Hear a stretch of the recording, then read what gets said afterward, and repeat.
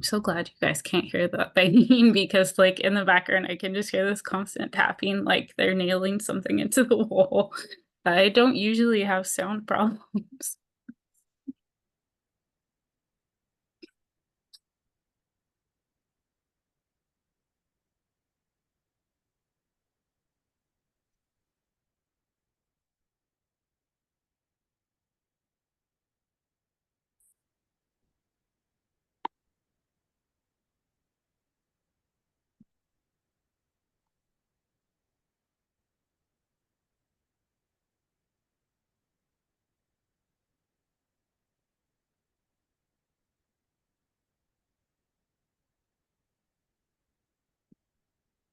Okay, is everyone ready?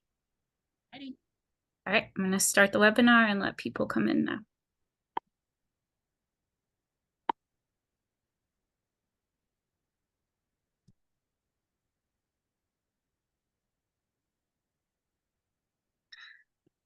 Welcome, everybody. We're going to give about a minute to make sure everyone has time to come in, and then we'll get started. While you're waiting, you can say hello in the chat, maybe share where you're joining us from today.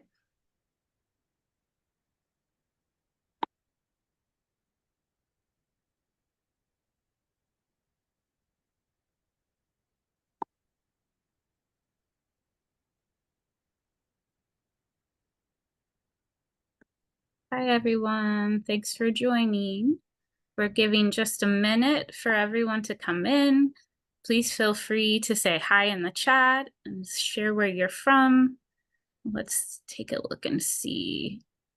We have people joining from all over Pennsylvania, Indiana University, Tampa, Ohio, Missouri, New York, Virginia, Florida.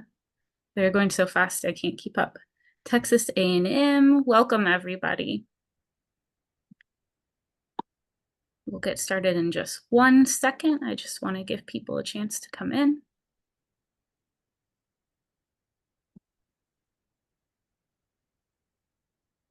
Okay, let's go ahead and get started. Can you go to the next slide? I guess I should introduce myself first. I'm Katie Weston. I'm the program manager for the Partnership for Food Safety Education. So welcome to today's webinar. Just really quickly, we have a couple slides before we get started. Today's lineup, we'll have some housekeeping, then we'll do food safety and food as medicine programs with Tabitha Benefield, creating food safety community gardens and nutrition access programs with Jenn Parlin, and then resources for food safety programs with myself. And then we'll have a Q&A at the very end with all of the speakers. So as we're going along, feel free to join the chat, but please make sure you put any questions for us into the Q&A box. That's where we'll check for those questions at the end of the webinar. So please use the Q&A box for questions, and then everything else can go in the chat. Next slide. So CEUs, we are offering 1-hour CEUs from ANFP and InCheck today. Please note that we did apply to offer CDR credits, but they recently made some changes to their policies, and unfortunately, we weren't able to meet the new requirements for this webinar without lowering the quality of our webinar. So we are going to keep working on ways to support our nutrition and dietetic educators, but for today, we won't be offering CEUs from CDR. For those that are doing the ANFP and InCheck CEUs, you can get those certificates lots of places. We'll be putting them in the chat box. They'll go in the follow-up email. They'll be on the website. And if you're InCheck, you need to have the online questionnaire completed by October 14th. So if you aren't familiar with the partnership, we're a network of about 13,000 health and food safety educators, about 14 partners, and we have liaisons with CDC, FDA, and USDA. And our goal is to work together to advance science-based, trusted, consistent food safety health messaging. And the reason why we're all here today, every year in the US, 1 in 6 people, or about 48 million, get sick from foodborne illness. 128,000 are hospitalized, and unfortunately 3,000 die from eating contaminated food. So this is a very important topic. We want to make sure to prevent those illnesses. Next slide. We have a conference coming up, the 2025 Consumer Food Safety Education Conference. This is the only conference in the US that's for consumer food safety education. It will be March 13th through 14th in Houston. And there's a discounted rate right now. So if you might be interested, get your registration in by September 2nd for that. And you can visit cfsec.org to find out more and register. We are currently accepting abstracts for the conference. The deadline for submission is Monday, September 2nd. Sessions are focused on 4 different tracks: research, food safety programs or campaigns in action, interactive presentations, demos, and experiences, or for posters only, food safety education strategies and successes.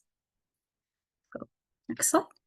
Okay, really quickly, we have just a little poll for you to see who might be attending the conference. Let me get that poll started. Okay, we'll give you just about 60 seconds to enter the poll, to answer the poll. Do you plan to attend the 2025 Consumer Food Safety Education Conference? The options are: I've already registered, I'm planning to attend, maybe or not sure yet, no, we don't have the budget, or no, I'm not interested. So I'll give about 30 more seconds for you to get your answers in.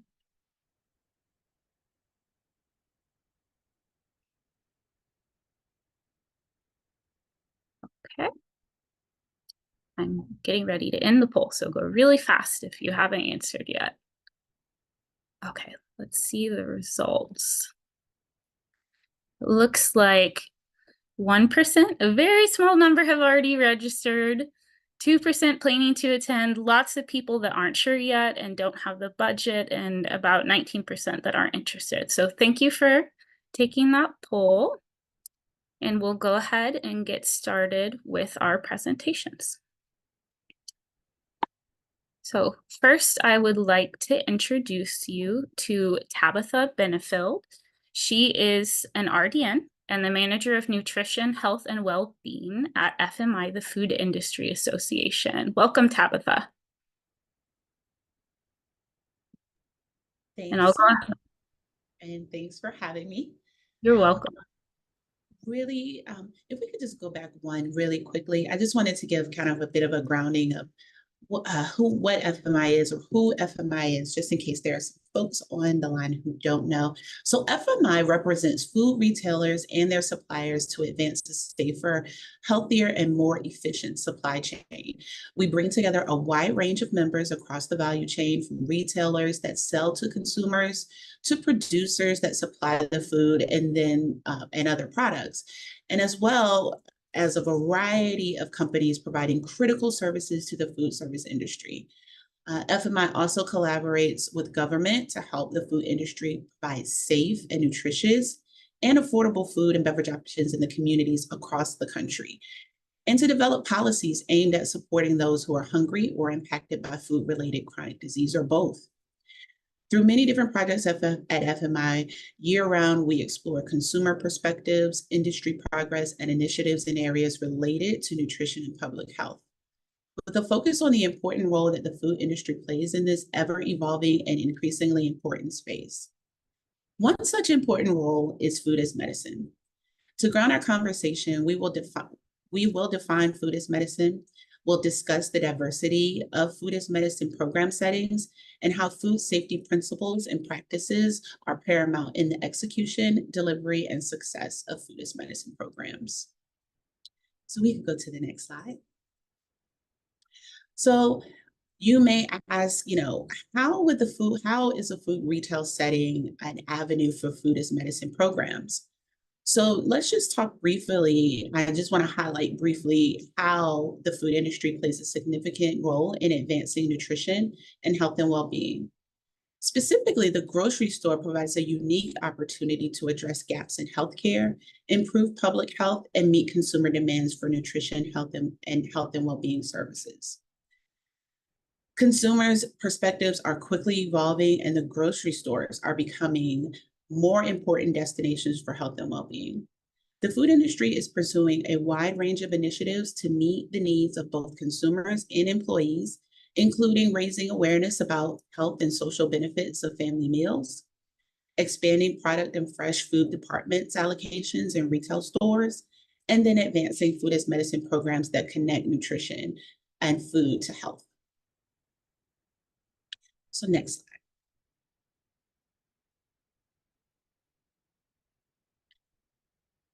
So very quickly, I just want to define food as medicine.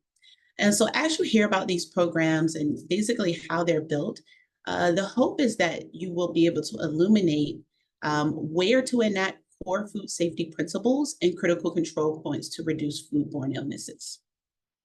So the broad definition of food as medicine is a reaffirmation that food and nutrition play a role in sustaining health, preventing disease, and as a therapy for those with conditions or in situations that are responsive to changes in their diet. Within this definition, there are 4 areas that are included that kind of help build that definition of food as medicine. And essentially, food as medicine is a philosophy where food and nutrition aids individuals through intervention that supports their health and well-being. So those 4 focus areas of that definition is that food is used as a preventative medicine to encourage health and well-being.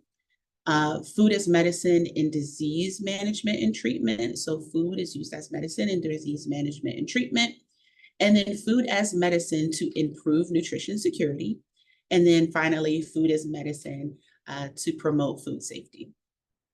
Next slide.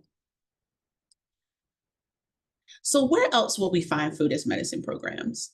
We often find food as medicine programs in a variety of places. We've already talked about the grocery store and the retail food setting. We'll also find food as medicine programs in community-based organizations. You may find them in faith-based organizations. Those community and faith-based organizations may work in tandem. You'll also see them see food as medicine programs in organizations that their whole purpose is to make sure that everyone is food secure. So you may see food as medicine programs in organizations like Meals on Wheels. And then also you may find food as medicine programs, or at least you may see government funding for food as medicine programs too. So there are some government involvement with regards of helping food as medicine programs become available to all. And a lot of food as medicine programs operate outside of the food retail setting. Similarly, they may not refer to them or their programs as actual food as medicine initiatives.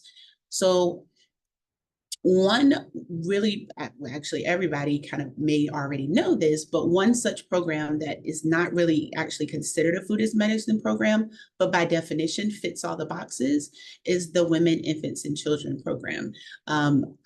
So if you think about WIC and you think about who it serves and the reason that it's there, it's actually there to make sure that pregnant women, postpartum women, and breastfeeding women are secure, and those children ages from birth to 5 years old are nutritionally sound too.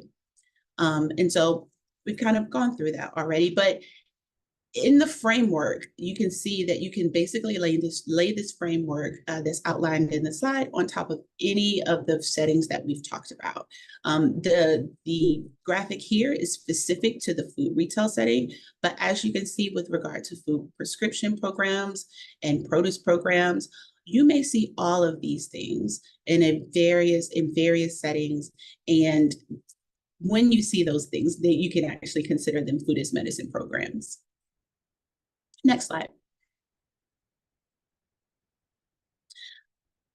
So this particular graphic, if you remember a few graphics ago, looks very much like the broad definition of food as medicine. But what's really great is the Academy of Nutrition and Dietetics took the original definition and then expanded it to really kind of outline what food as medicine looks like in a retail setting. So the retail setting, much like many other settings, provides an opportunity for registered dietitians and pharmacists to address gaps in health equity or healthcare equity, and also to improve public health and to meet consumer demands for health and well-being services. In the community-based organization settings, you may find that there may be health professionals, and then they're like registered dietitians. But then what's really unique about the community-based organizations and their programs is that they're trusted community members. They usually also offer some type of health services. And most often it's very much nutrition and health focused as a continuum of care for those who may be suffering with any type of illness or chronic disease. And then the last place you may find some of these food as medicine programs are in specialized private practices and private companies. And those entities may offer ready-made meals like medically tailored meals or medically tailored groceries, and other services that you can have specialized and individualized results. Next slide. So a little bit about food as medicine in the community. So I wanted to try and break down each setting because they are very unique. While a lot of the framework exists across all of the settings, with food as medicine in the community, you will most often see these programs set up as food pharmacy or produce prescription programs. And usually what that involves is there's a community organization and they have partnered with some type of healthcare organization, whether that's a health center, a dialysis or a kidney or dialysis organization, or health center. And usually that partnership, the work is equally divided. So the healthcare organization may bring the quote unquote pharmacy to the food pharmacy, while our food system organizations such as a food bank, a food pantry, or urban ag organization may take care of fulfilling the food. And so when I say urban agriculture organization, I mean like a farm. So maybe a local farm in the area may decide to supply the produce for the produce prescription programs. And then a lot of times they work in tandem to ensure that the healthcare professionals that are there, they want to make sure that the program is working as desired. And so the healthcare organization will normally take blood pressures. In some instances where diabetes is a focus, they may record your hemoglobin A1C, maybe even your weight.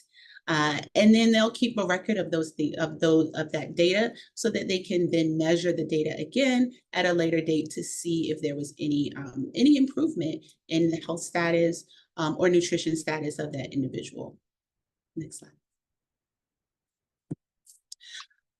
So food as medicine has expanded, and I just touched on this slightly, but in another place where you can find food as medicine programs or benefits or offerings is kind of in the private company sector. And so you'll see that medically tailored meals are offered often in the community setting, like the Meals on Wheels that we talked about, organizations like Meals on Wheels and senior services organizations.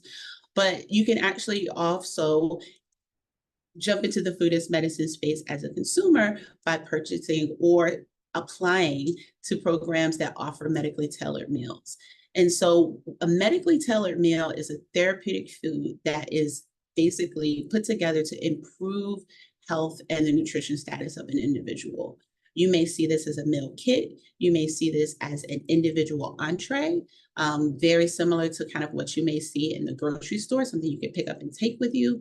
And the great thing about a lot of these programs is that while some folks can pay for them out of pocket, there's usually an option to have these medically tailored meals covered by your insurance if you have to help manage a chronic condition. And then additionally, they may provide other benefits like one-on-one counseling and things like that. One thing that I did forget to mention about the community, food as medicine in the community setting, is that a lot of times these folks who are able to participate in food as medicine programs, they may receive like a voucher, they may receive a card. It's some type of way of redeeming the produce or redeeming the food that they are able to receive. And so those two programs even though they are very similar in terms of making sure people have enough fruits and veggies throughout the week, or to have a meal that has controlled carbohydrate or protein, etc. There are many avenues to how individuals can actually take advantage of these programs. Next slide. So food as medicine populations are the vulnerable food safety populations. And I thought of different ways of saying this, but it's actually the truth. For every population that we know about in terms of where food safety is paramount, that actually are the same populations that are being served by food as medicine programs. A lot of food as medicine programs are widely available to seniors or anybody 65 years and older.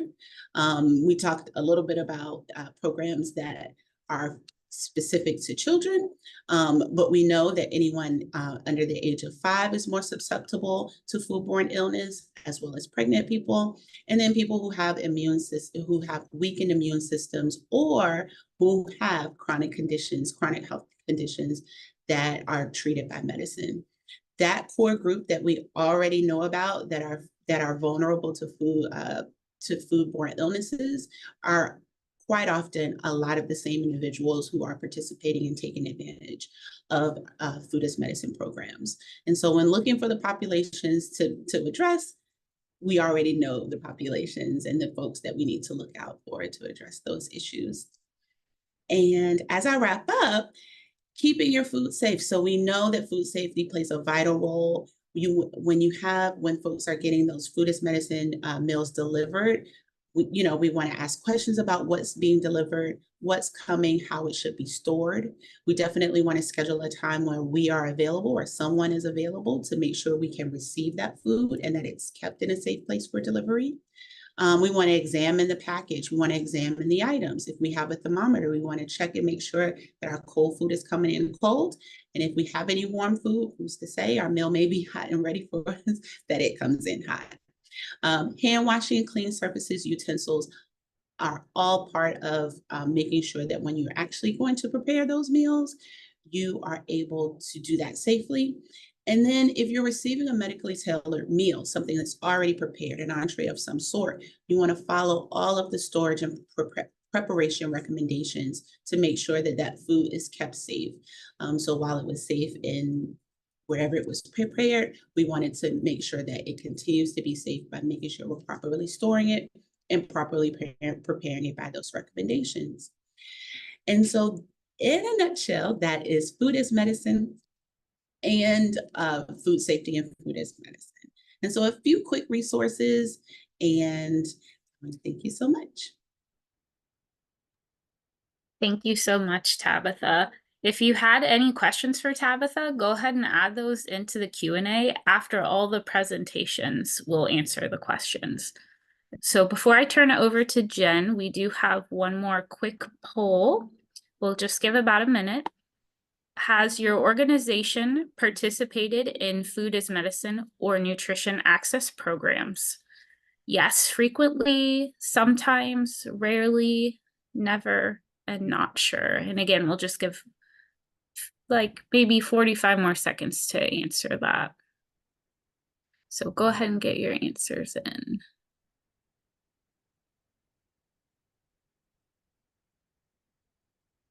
Okay, maybe 10 more seconds. Get the answers in quick if you haven't done so. And I am going to end the poll.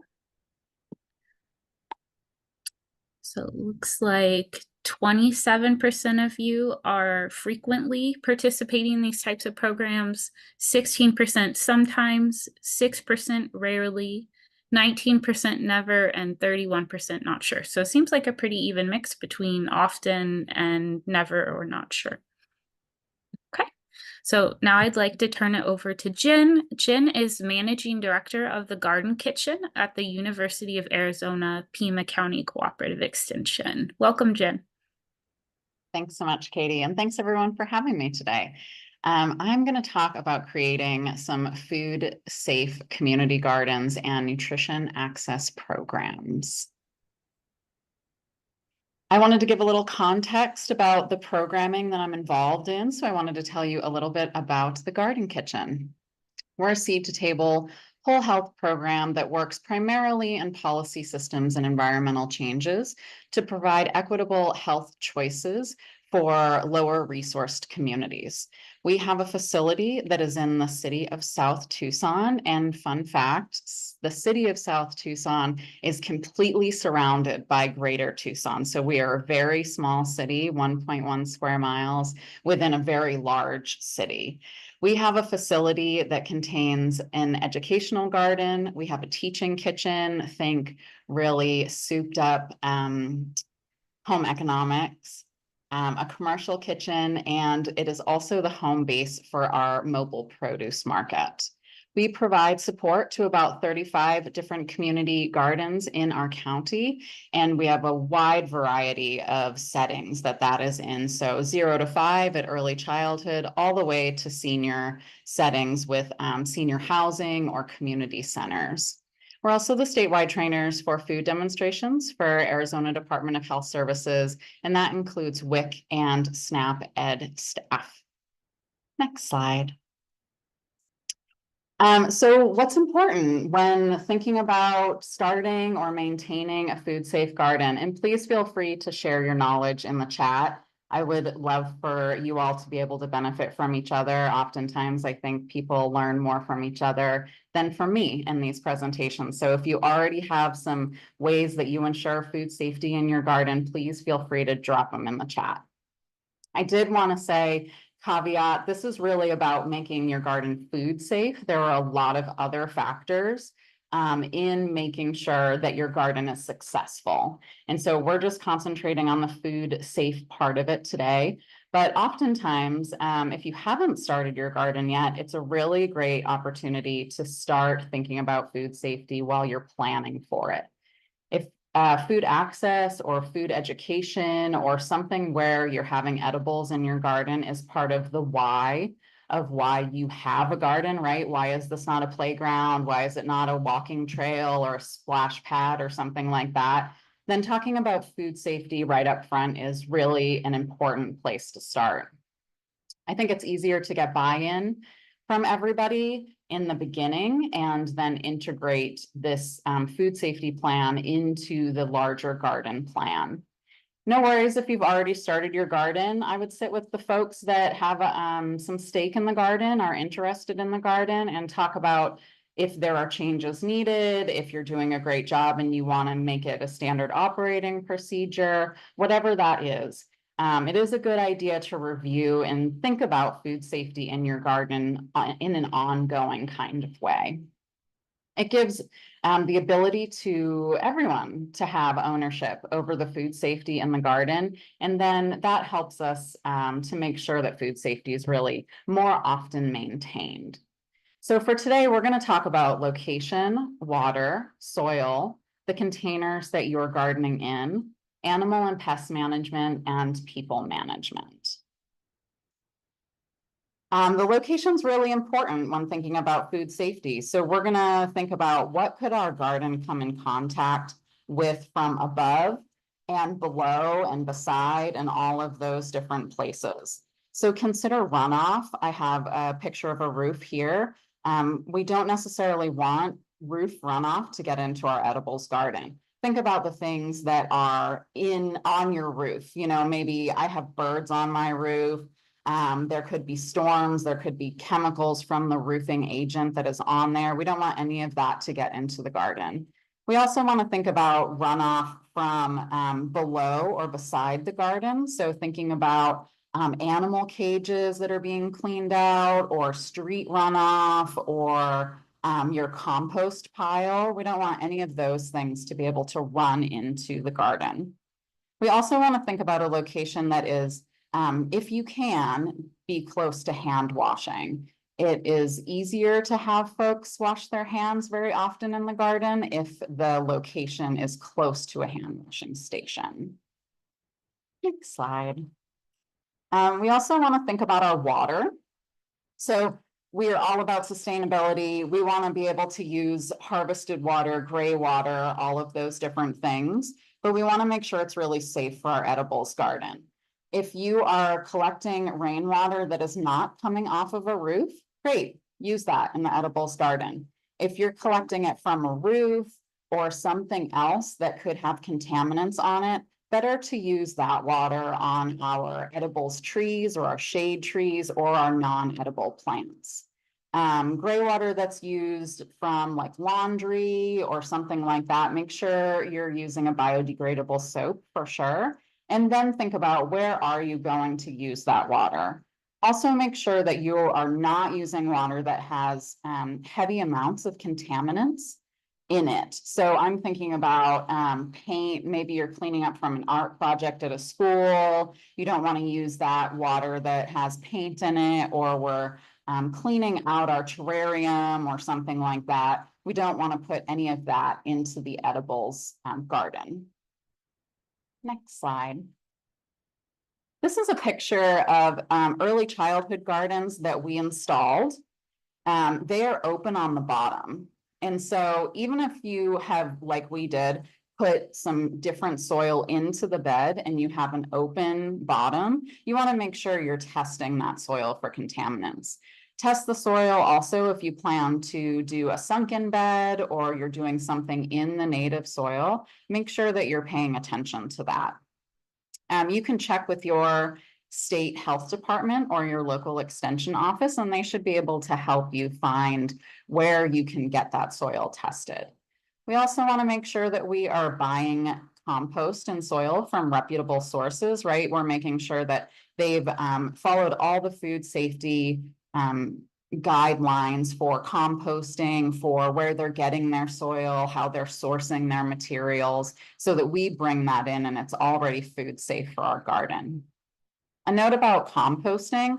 At our facility, it's rather challenging for us to get the compost to be hot composting. And so we don't use our cold compost in our edibles garden. Cold composting oftentimes does not reach a temperature to be able to kill off pathogens. We do compost, but we just use it more so to make sure that our food scraps are not going into the landfill, which is also a great way to use compost. Next slide. Also, recycling containers is wonderful, but just be thoughtful about what that container had in it prior or what it could leach into your soil. We have some used tires here in this picture, so be really thoughtful about using tires. We don't really want to use used tires or railway ties or something like that in a garden bed that has edibles. You can certainly use it for your flowers or any of those kinds of things that you would like. We also live in a very, very hot climate, and so using plastic containers outside, sometimes those can degrade and flick plastic into the soil and then contaminate the soil. So be careful about what the container is that you're going to use when you're going to use it.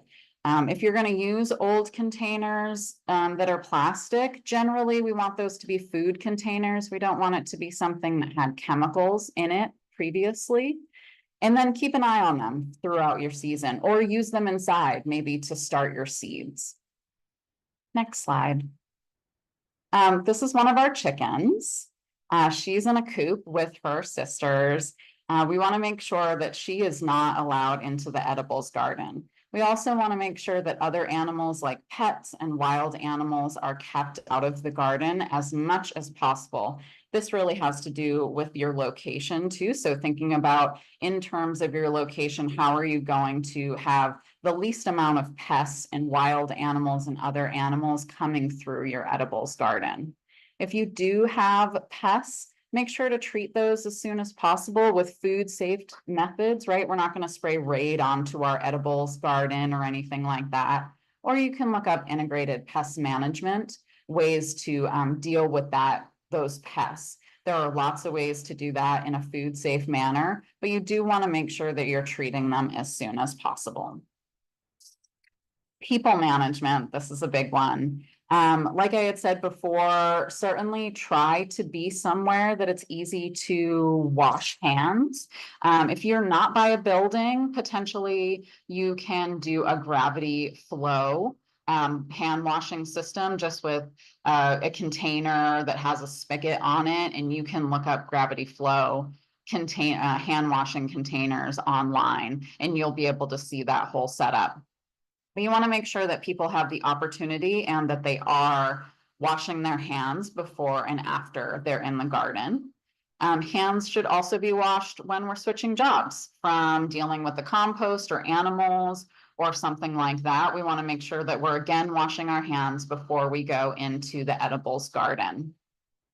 Some folks don't know that things aren't just going to biodegrade in a good way. And so they might be tempted to throw some food scraps or dump liquids into the garden or something like that. Be sure to educate everyone and make sure that those things are not coming into your edibles garden. Certainly, if folks are sick, we want to make sure that they are not participating in the edibles garden while they're not feeling well. They could do something like trimming the shade trees or something else and still be part of that garden day. But we want to make sure that they're not working in the edibles garden, specifically in harvesting the food. And then we want to make sure, as always, to wash all of our foods after harvesting and before tasting them.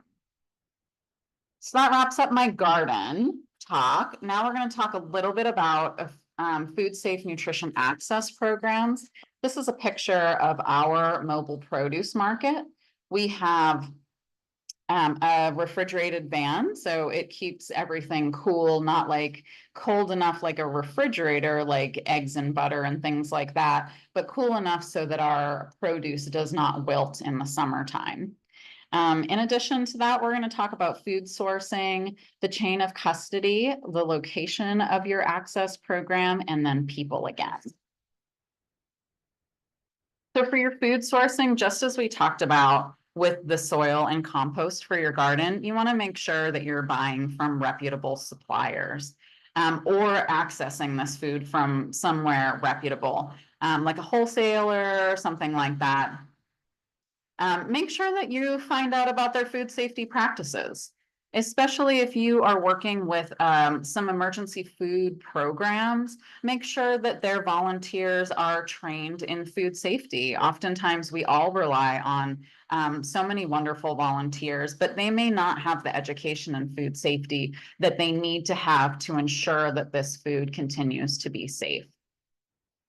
I've heard of some instances of frozen things being left out for a long time, or refrigerator things sitting on a dock in the sun for a long time and then being put into the refrigerator. And so if you're not aware that those things could be happening and are not part of training, then you're going to get the milk that's cold and think that it's fine, but it could have been sitting out in the sun for a long time and not actually be food safe. We really want to make sure that we're trying to buy local as much as we can, but certainly ask, even at the farmers market, what kind of food safety protocols do they have in place where they're growing their foods? Oftentimes those are challenging to make sure that you're doing all of the things to stay within guidelines. And so in my experience, folks have been pretty happy to talk about what they're doing, even at a farmer's market, how they're ensuring this food safety. We really want to think about this because, especially ready to eat foods, things that we're not going to cook, if there's E. coli on the lettuce when you purchase it, it's going to be very difficult to get that E. coli off if you're just making a salad with that lettuce. Next slide. This is some of my team. I bet you can guess what year or years this picture was taken in. But this is our commercial kitchen, and I wanted to show we're in a clean space. We all have aprons on. We all have our hair covered. At this point, we were all wearing masks. We want to think about the chain of custody as the unbroken path from wherever that food was grown all the way till it reaches the consumer. And so think about Think about these things and ask yourself, has that food been handled properly all the way through? So wherever you picked it up, was it safe during that transport? Has it been stored safely? And then does the consumer have the ability to get it home safely too? Has it been stored at food safe temperatures? Tabitha talked about cold foods cold and hot foods hot. Be sure that that's happening in your food access program. And then we want to make sure that we are good stewards of the food. And so we're keeping the food, if we are keeping it for a length of time, in a very food safe location. Next slide. This is a photo of us at our mobile market. You can see we're under a tent. This is a particularly nice day out, and so we just have the tent cover up. If you are going to be outside or even inside, make sure that you're thinking about the same things you thought about in the garden. What could come into contact with the food from above, from the sides, from below, and make sure you're stopping those things. If you have rain or wind or anything like that, you'll want to have sides on a tent if you're outside, and then also a floor, especially if it's muddy or there's splash opportunity, things like that. Particularly when you are doing food samples or handing out ready to eat foods, you'll want to make sure that they are very covered and protected from environmental contaminants when you are outside, but even inside. When we leave our commercial kitchen, we generally try to put a lid on whatever the food sample is, take it in a cooler or in a hot holding situation to wherever we are, and then if you are able to give the consumer that food sample with the top on so that when they take that top off, they're immediately eating it. The next slide, this is a little sweet human that comes to our mobile market, and you can see that's a tomato in her hands right there. She loves to taste the food. And sometimes if her caregiver is not watching close enough, she wants to put that food back so that other folks can have a turn at it too. Very sweet, but also we want to make sure that that's not happening in our food access programs. So think about protecting that food from unwashed hands, folks that might be sick and they're coughing or something like that. And then the potential little hands that wanted to taste something, or the big hands, and then put that back.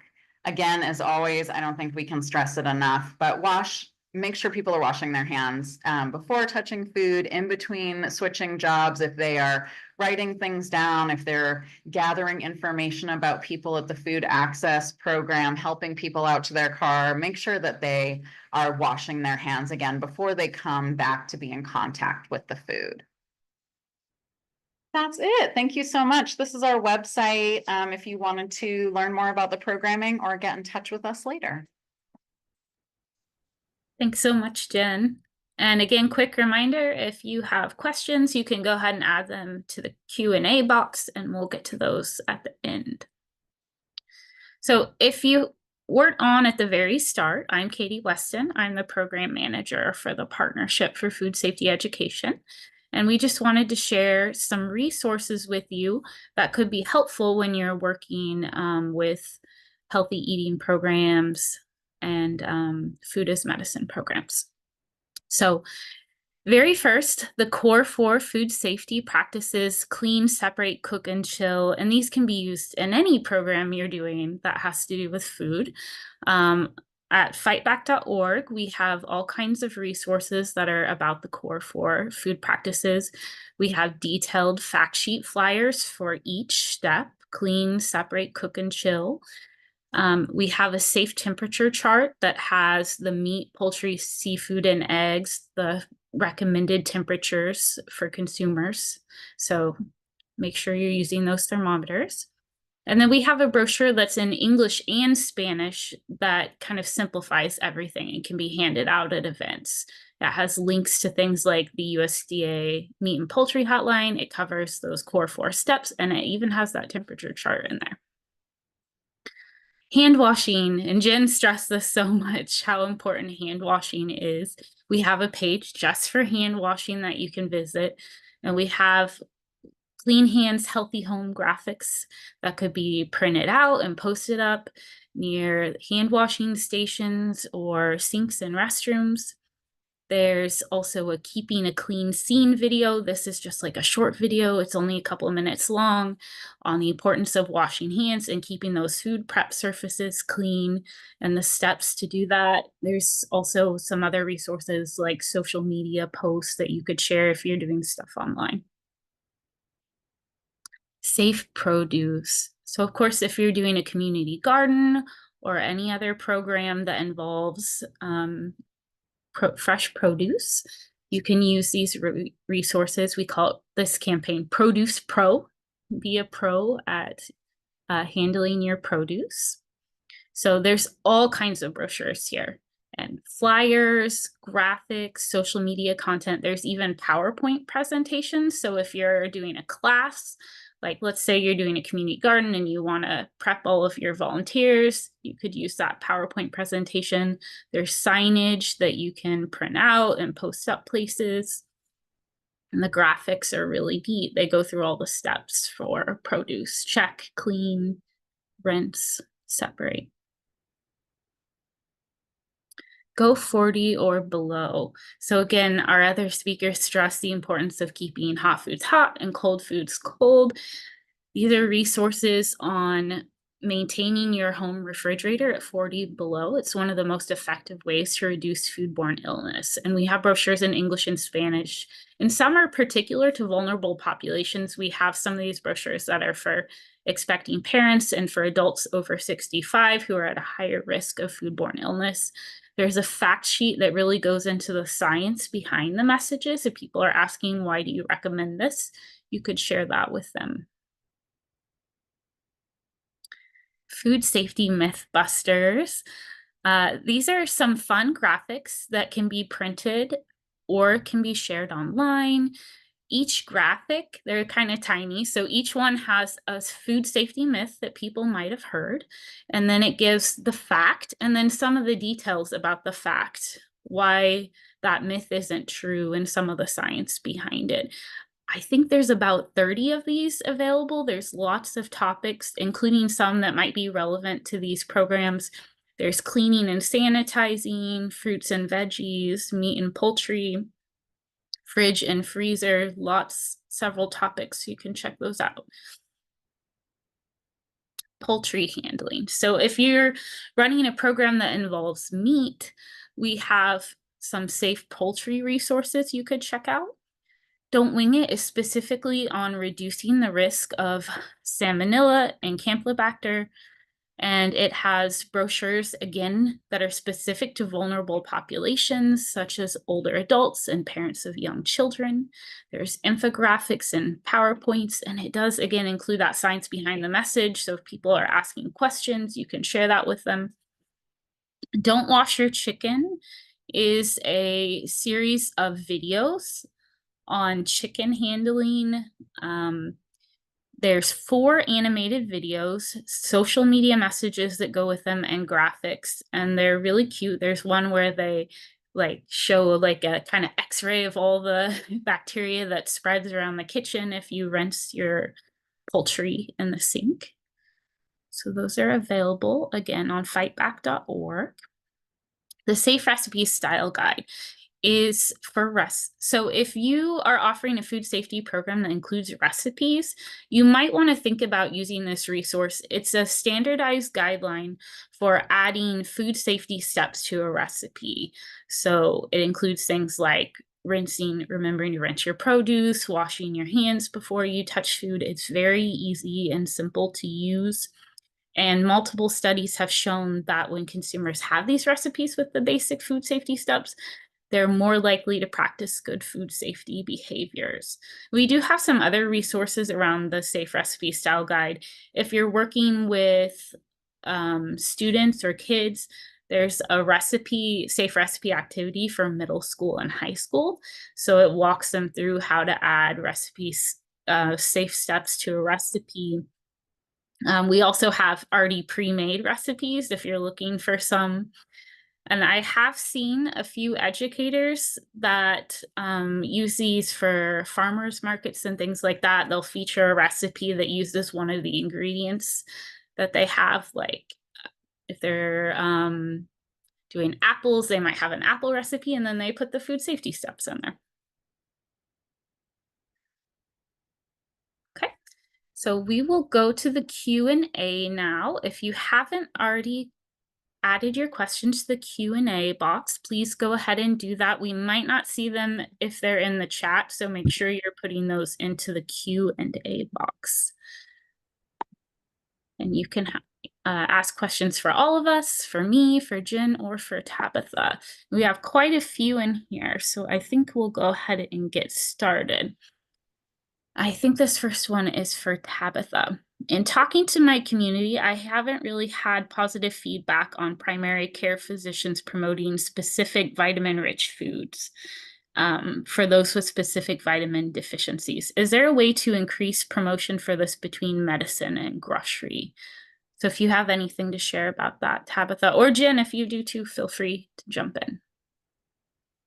Yeah, so it can be hard to get physicians and other providers on board, but usually, you know, as a registered dietitian, if I have anybody who has a specific deficiency,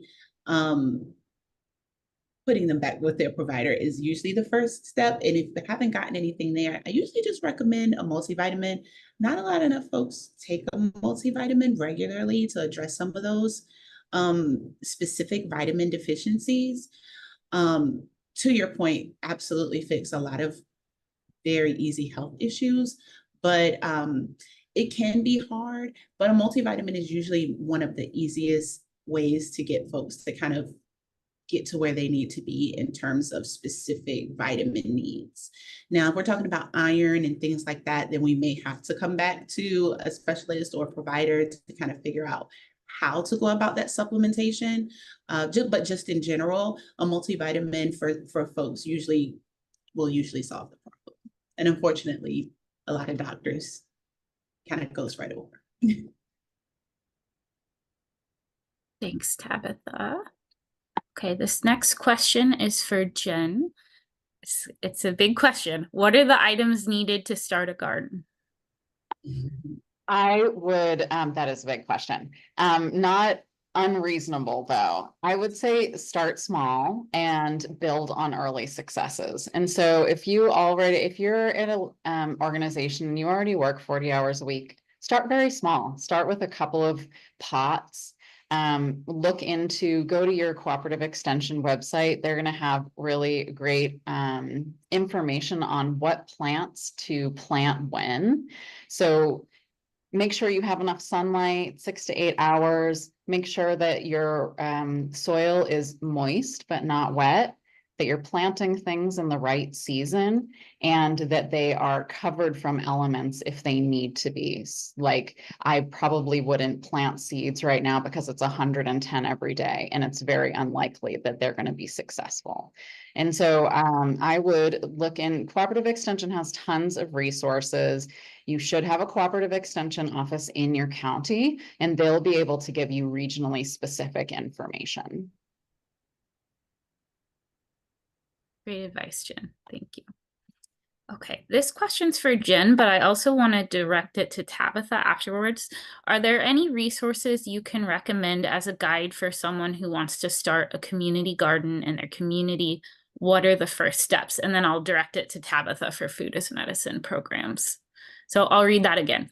Are there any resources you can recommend as a guide for someone who wants to start a community garden in their community? What are the first steps? There are tons of resources online, and it really depends on the audience and the region and what you're looking for to get out of this community garden. And so I would be pretty specific when you're looking at guides. Is this community garden supposed to be a safe space so that people can feel mentally well? Well, then that's going to look really different than if it's for children to learn how to identify foods, or if it's going to be, it's going to be set up for seniors, or it's going to be set up for children. And so I wouldn't recommend something in specific, but be specific when you're searching online, and then go to your cooperative extension office too and ask them, I would also look at the community gardens that are existing in the places that you are already in and see who's successful. Ask them about the mistakes that they made. Ask them about their attendance. Usually people are doing community gardens because they love it and they'll be very happy to talk to you. Thanks, Jen. And Tabitha, what if someone wants to get started offering a food as medicine program? Where would you recommend they go to, or what resources? Specifically for food as medicine, when I think about that question, I think about work that I did in the nonprofit world where so many, where we connected with local farmers and local food. And not only did we volunteer with them, but they also came to the spaces that we were looking at in terms of attempting to grow food to then help mentor us and kind of point us in the right direction. In terms of just kind of growing food to either give out or to continue on in food as medicine programs. But in terms of starting a food as medicine program, I think that one of the best ways to do that is to connect with some of the community resources that are already in the area. So if you have places like recreation centers, health centers, things like that that are maybe nearby where you can have a base for the food as medicine program where folks can come and gather and pick up things and you can kind of assemble things. I think that's a great way to start, to just engage it, because you want to do it in the community. So you want to engage the community and kind of settle in where you are. And so finding, those key folks in the community that can kind of help push that initiative along, and then grabbing local farmers, maybe someone from the health center who may want to be able to volunteer, whether that's a nurse or someone like that who's good at taking blood pressures and some of the other healthcare measures that are usually attached to food as medicine programs. I think that that's a great way to start. Yeah. Okay, back to Jen. What is the issue with compost needing to be hot produced? So if your compost is just being cold composting, the heat of the compost pile is really what kills pathogens. And so the issue with cold composting is if there are pathogens present in your compost pile, the cold processing is not going to be able to kill them off. And then you're going to transfer those pathogens into your garden.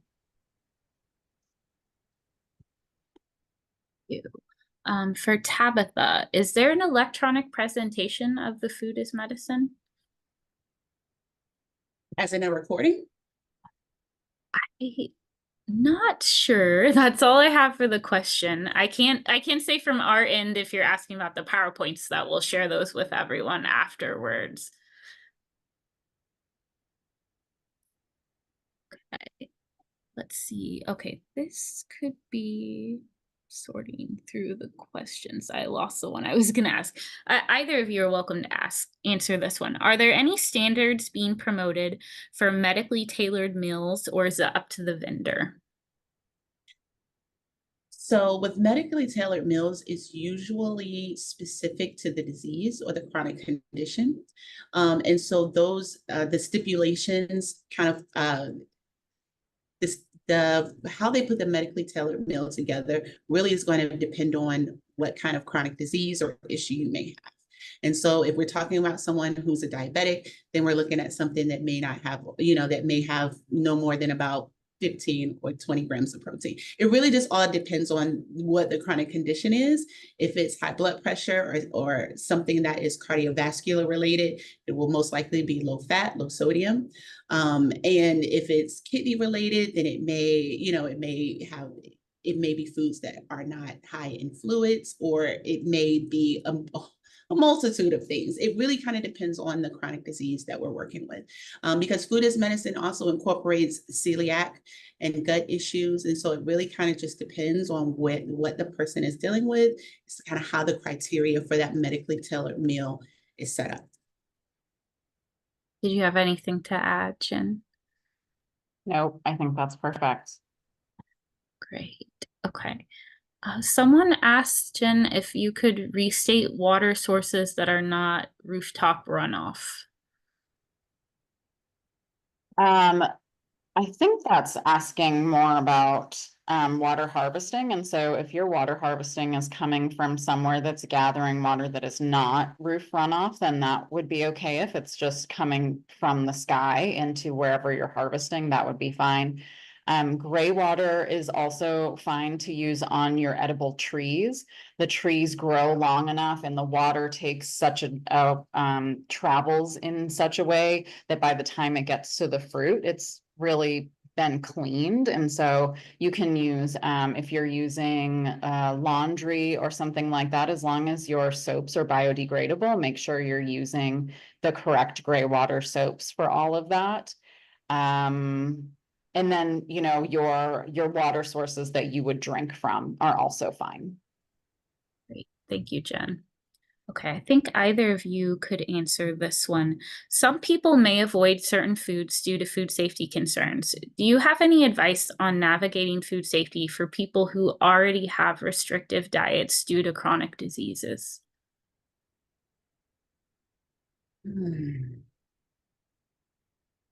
So yes, is the easy answer to that. It gets harder when you talk about specific chronic diseases or illnesses. I'll just use a very broad, I'll just use cancer as an example.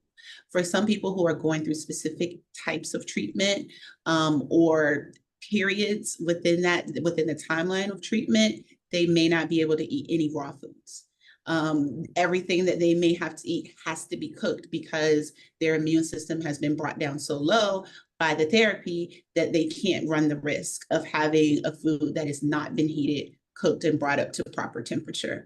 So these are really good questions, but they're kind of hard because it really actually depends on what specifically is happening with that individual, at what time, what's happening with them, when and where they are maybe in their care. That's really going to be specific to what they're going to eat and how it may be prepared. Okay, I see quite a few questions about slides and CEUs. So I want to go ahead and answer those. The PowerPoint slides will be shared after the webinar, as will the CEU information. You'll get all of that in a follow-up email.